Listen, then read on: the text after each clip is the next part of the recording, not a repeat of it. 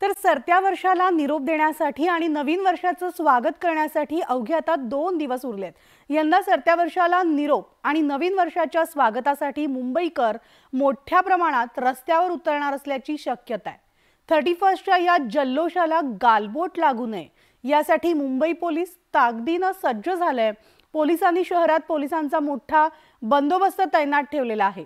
नागरिक मुंबईतील gateway of India समुद्र किनाऱ्यावर सेलिब्रेशनसाठी मोठ्या संख्येने एकत्र जमतात। तर मुंबईत साजरा होणारा 31 या उत्सवाला कोणतेही गालबोट लागू नये म्हणून यासाठी मुंबई पोलिसांकडून पूर्णपणे तयारी करण्यात आली आहे।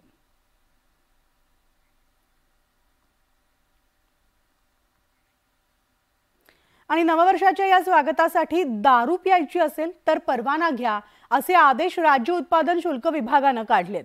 या राज्य उत्पादन शुल्काच्या आदेशाला धाराशिव जिल्ह्यातील मद्यप्रेमी नागरिकांनी उत्तम प्रतिसाद दिलाय। जिल्ह्यामध्ये 1 लाखांहून अधिक नागरिकांनी 1 दिवसाचा दारू पिण्याचा परवाना काढलेला असून जिल्ह्यातील 8ही तालुक्यात हे परवाने काढण्यात आलेत। दारू पिणाऱ्यांना 2 रुपयामध्ये 1 दिवसाचा परवाना मिळणार आहे, तर विक्रेत्यांना 5 रुपये आकारण्यात आले।